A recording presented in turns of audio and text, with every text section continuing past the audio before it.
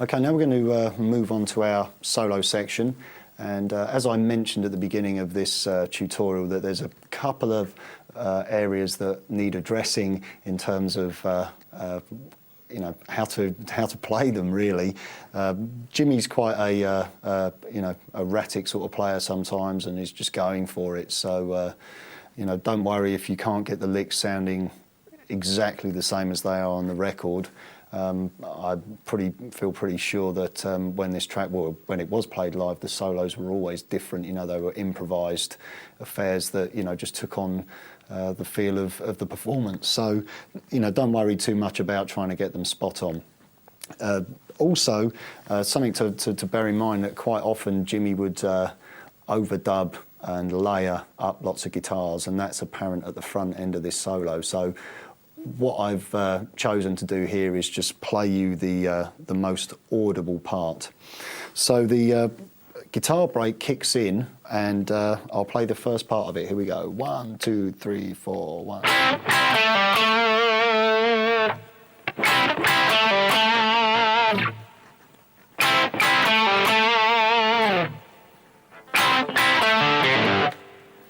Okay, starts off with just some double stops, just playing the 5th fret of the G and the B,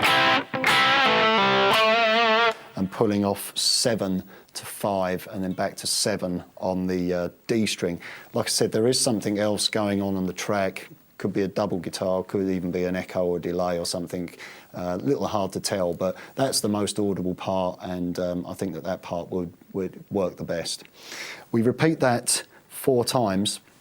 And on the final time, we have this little pull-off, which is pulling the 3rd fret of the A string off to an open A, and then playing the G string. And this is where things get a little bit odd and may need a little extra attention. I'll play you the first 2 bars of the solo section. Here we go. 1, 2, 3, 4. Okay, so it's just a simple repeating lick, but it's at a very brisk tempo, so make sure that, you know, your pull-offs are nice and even, and try not to get too much inherent sort of open string noise as you're pulling off. Simply just pulling away, 3rd fret to open, and then play the bottom E at the 3rd fret.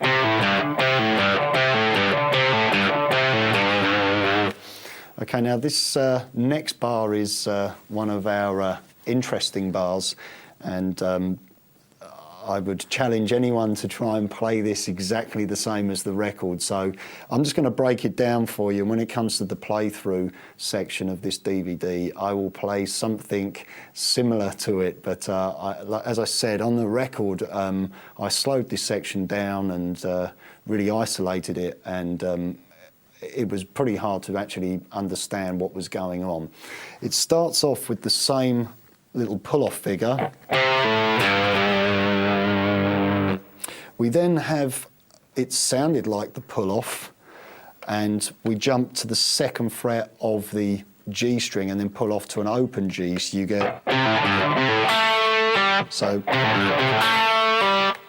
and then we have this little figure which is pulling off the 5th fret to the 2nd fret of the D,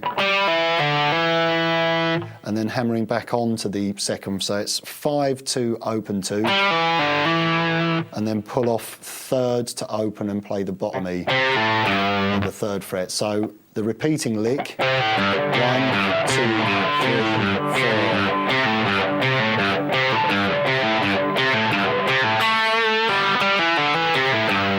4. It is something like that. That's probably the most organised and neatest way for you to play it. So. Now the next bar also has a couple of licks that may cause some concern. Again, it was the timing of it, and also the performance was a little sloppy. So again, I've used a certain amount of artistic license in here and come up with what I consider to be a workable lick. The lick starts off then with the 3rd fret of the bottom E, open A, 3rd fret A, pull off to the 3rd fret bottom E, and then we play 2nd fret D, pull off to open D, play 3rd fret A, open D, and then 3rd fret A to open D. So the timing of it is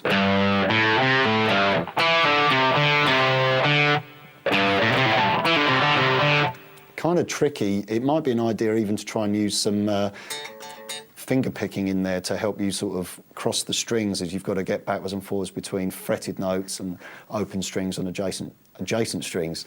Also, try to watch the open strings ringing on too much.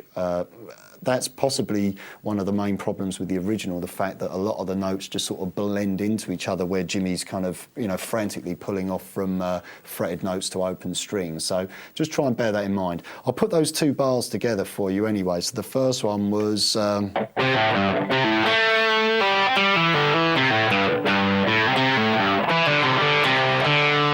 So that's that 2-bar section. Okay, things become slightly more coherent here, although there are still a couple of areas of bizarreness. So let's take a look at the next section. 2, 3, 4. Okay, just a little bite-sized lick there that I've put in. Starts off by playing the 2nd fret of the D, pulling off to open, and then back to 2nd fret. Play the open G, then play 2nd fret G, pull off to open, and then play 2nd fret D. So then we have this next figure, which is simply a triplet, which is 2 to 5 and back to 2 on the G string, and then with an open D, which is... So you've got this...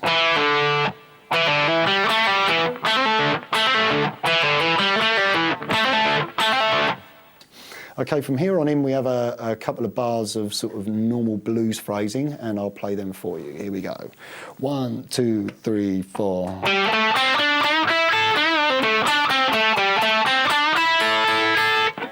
Okay, for that section we started off by playing on the D string, 5 to 7 on the D and the G, bend 7 up to 9 on the G, 5 on the B and the E, bend 7 up a whole tone on the G, pull off to 5, and then play 7 on the D. So one more time.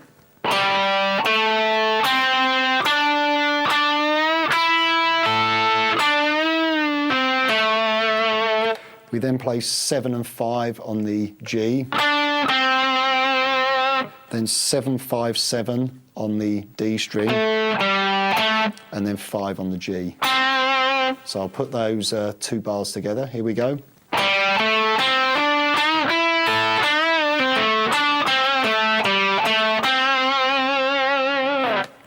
Okay, here's our next bar, nice and slowly. 2, 3, 4. Now, I didn't make a mistake there. That is correct. Kind of unusual choice of notes. Starts off by bending the 7th fret of the G up a whole tone. Kind of Chuck Berry style lick. 5 on the B, back to the E, and then we play the B, and then the E. So you get that. Then we begin a very unusual figure where Jimmy takes just a shape and literally moves it up pretty much chromatically up the neck. Starts off on the 4th fret of the B string and hammers on a minor 3rd above to the 7th fret. And then we play the 6th fret of the G with our 3rd finger. Now the next bar just includes more of the same, starting on the 6th fret with the same shape, 6, 9, 6, and then 8 on the G. Then 7, 10, 7 on the B and 9 on the G. Then the 8th fret, so 8, 11, 8 and 10 on the G. You guessed it, 9, 12, 9 and 11 on the G. And then we finish off 10, 13, 10, 12, which is the beginning of our next section. Okay, I'm going to play from the start of the solo up to where we just left off with the chromatic section. And I'll play it nice and slowly so you can hopefully hear it being pieced together. Here we go. 2, 3, 4, 1. 3, 4, 1. 2, 3, 4. 2, 3, 4. 2, 3, 4.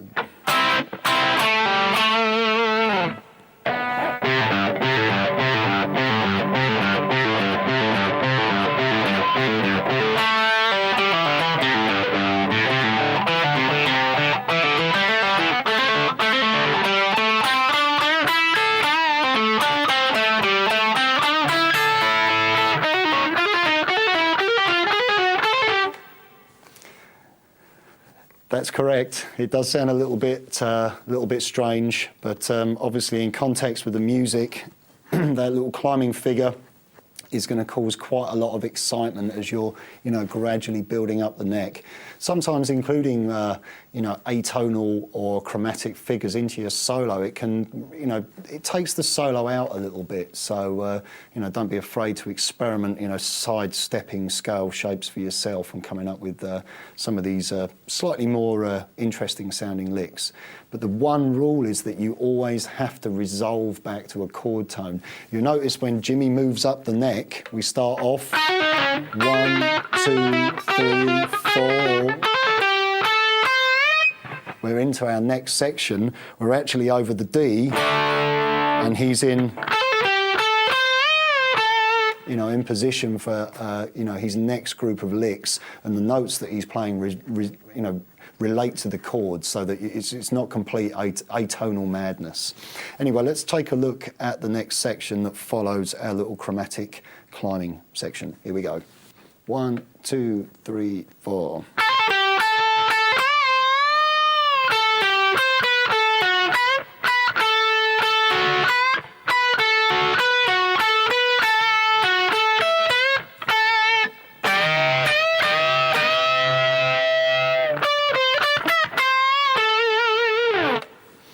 Okay, so quite melodic pentatonic phrases. We're actually mixing in some major pentatonic ideas here. We start off with our little figure that we moved up.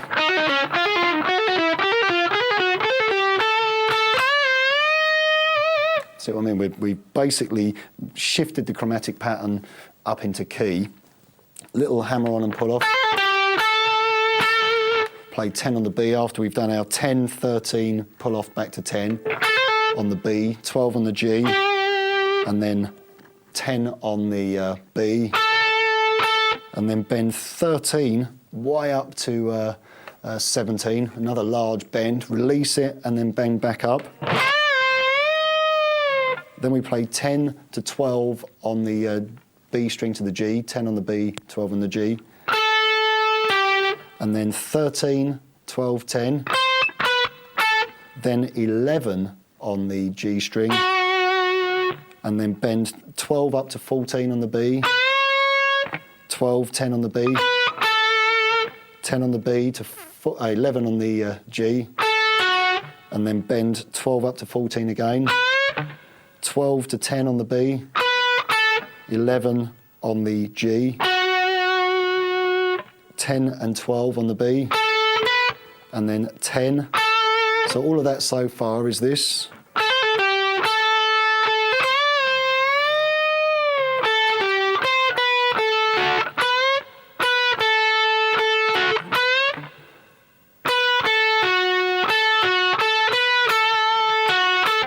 Okay, so we landed on that 10 on the B, play 11 on the G, back to 10 on the B, play 12 on the top E, and then bend 12 up to 14, and then back to 10. So you get this kind of line. 1,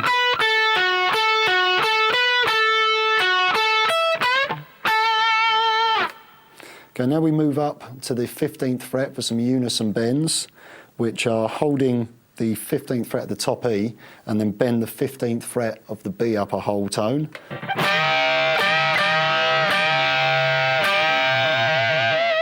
and then we play 15 to 13 on the B. Quite a nice lick here, play 15, pre-bend the 15 up to 17. So you've got to really watch your accuracy there of pitching, and then play 13 on the B, bend slightly sharp, and then play 14 on the G. Sounds like this. 1, 2.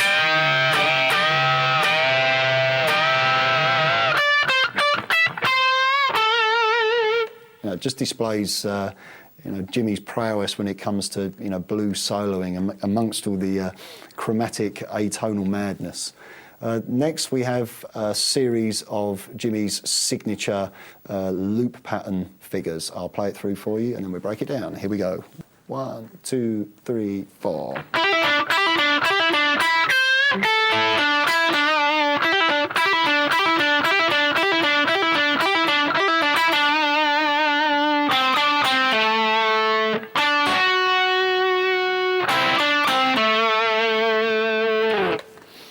Okay, kicks off with this little figure, 5 to 8 on the B, and then 7 on the G. And then we go up to the 8th fret of the top E, bend that up, 5 on the B and the E, 7 on the G, 5 on the B, 7 on the G, then the same figure again. The last time round is slightly quicker. We have to do 5, 8, 5, 7 on the G and then back to 5, whereas before we were just finishing on the 7 on the G. So